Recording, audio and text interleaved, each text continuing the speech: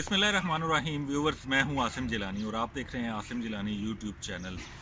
Viewers, आज हम बात करते हैं पाकिस्तान तहरीक इंसाफ की एक साला कारकर्दगी पे कि 2019 में तहरीक इंसाफ की हुकूमत की क्या कारकर्दगी रही। इस हवाले से आज हम बात करते हैं जी, सीनियर जर्नलिस्ट हैं शहबाज अहमद साहब, उनसे बात करते हैं जो पीटीआई की बीट कवर करते हैं, वज़ीर-ए-आज़म की बीट कवर करते हैं और हुकूमत की जो एक्टिविटीज़ हैं उनको देखते हैं। तो शहबाज साहब से पूछते हैं कि शहबाज साहब, आप बताइएगा कि हुकूमत की एक साला कारकर्दगी क्या है जी। बहुत शुक्रिया जिलान साहब। कारकर्दगी अगर कागज़ों में बात की जाए तो बहुत अच्छी है, लेकिन अमली तौर पे अगर देखा जाए तो जो तवक्कुआत 40 साल के बाद जुल्फ़िकार अली भुट्टो के बाद इस कौम ने लगाई थी और कहा था कि तब्दीली आ रही है, वो तवक्कुआत मेरा ख्याल है इस तरह नहीं मिल सकी। अगर हम मईशत से शुरू करें और उसके बाद हम जाएँ जो 1 करोड़ नौकरियाँ, 50 लाख घर, तमाम बातें करें तो अभी तक कोई ऐसा वादा वफा नहीं हो सका। वो एक अलग बात है कि वज़ीर-ए-आज़म इमरान खान ने परसों पेशावर में कहा था कि 2020 में नौकरियां मिलेंगी, हालात बेहतर हो गए हैं, हालात बहुत अच्छे हो रहे हैं, लेकिन अब इसको जो है वो टाइम लगेगा।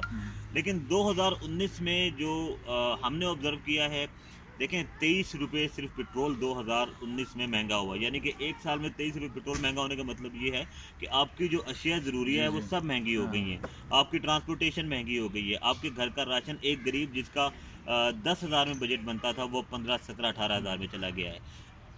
जिस वक्त मुझे याद है कि तहरीक इंसाफ हुकूमत बनने से पहले एक मंशूर इमरान खान साहब ने दिया था और 6 नकात तहरीक इंसाफ ने कहे थे कि इन 6 नकात पे हम अमल जी, करेंगे। उस प्रेस कॉन्फ्रेंस में इकट्ठे ही थे हम, सुने थे हमने। आप उनको दोहरा दें, आवाम को भी पता चल जाए। देखें, एक तो था जी 1 करोड़ नौकरियां मिलेंगी, और एक था जी 50 लाख घर बनाए जाएंगे, और फिर समाजी और माशी तरक्की, ज़रूरी एमरजेंसी, ज़राअत का महकमा तो पूरा जहांगीर खान तरीन साहब के पास है, वो तो उनको दिया हुआ है, और जो मिनिस्टर ने मेरा ख्याल है उससे हम अगर डमी कहें तो इसमें कोई गलत ना होगा। लेकिन वो उस तरह तरक्की नहीं हो पा रही, क्योंकि आप देखें कि एक ऐसा मुल्क जो जिसे हम कहते हैं कि 70% उसकी मईशत ज़राअत पर इन्हिसार करती है, और हम टमाटर बाहर से मंगवा रहे हैं, हम प्याज बाहर से मंगवा रहे हैं, हम और ऐसी बहुत सी सब्जियां फ्रूट्स हैं जो हम बाहर से मंगवा रहे हैं। आज हमारा किसान परेशान है, आज हमारा मजदूर परेशान है। और कारकर्दगी में हम बात करें, 50 लाख घरों वाला एक हाउसिंग अथॉरिटी बनाई है, और इसमें एक जनरल रिटायर्ड हैं जिन्हें लाके लगाया गया है उसका चेयरमैन, क्योंकि ये मैं आपको खबर दे रहा हूँ कि जो मुस्लिम लीग काफ के जो वफाकी वजीर हैं हाउसिंग, उन्होंने इनकार कर दिया था कि मुझसे 50 लाख घर नहीं बनेंगे।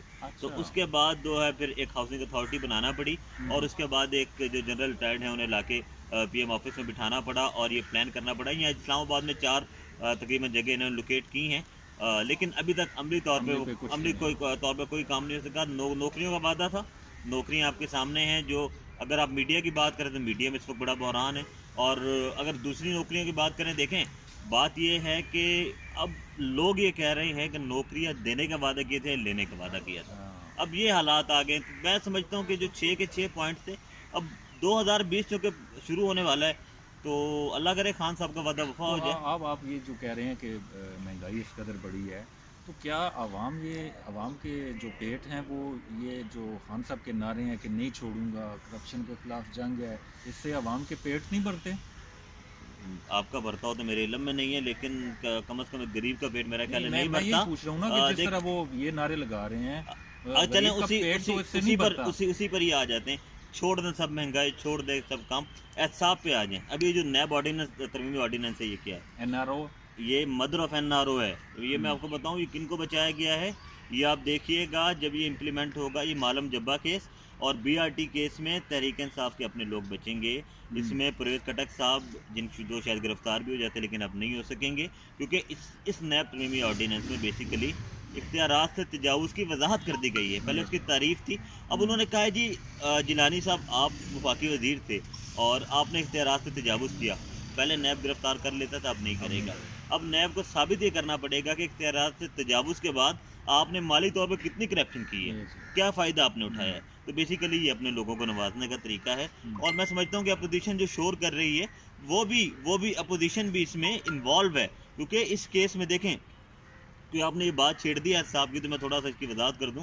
नैब तरमीमी ऑर्डिनेंस में नून लीग के लोगों को फ़ायदा होगा, पीपल्स पार्टी को फ़ायदा होगा। ऐसे लोग जिन पे फ़र्द जुर्म आयद नहीं है वो अब गिरफ्तार नहीं होंगे। अब देखें, आसिफ जरदारी फ़र्द जुर्म आयद नहीं हुई, शाहिद खान अब्बासी पर आयद नहीं हुई, शहबाज शरीफ पर मुकदमा क्या है, इख्तियार से तजावुज़ का। फवाद हसन फवाद पर मुकदमा क्या है, इख्तियार से तजावुज़ का।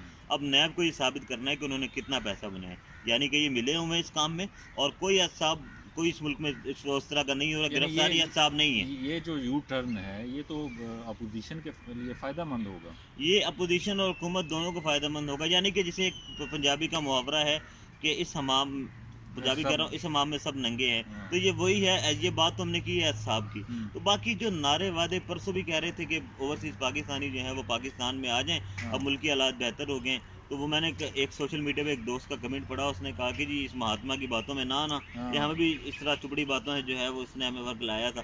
तो बात कहने का जैसे मकसद सोशल मीडिया पे चल रहा है कि जी महातीर मोहम्मद और उर्दवान भी इनकी बातों में आ गए और वो वहाँ पे नहीं गए।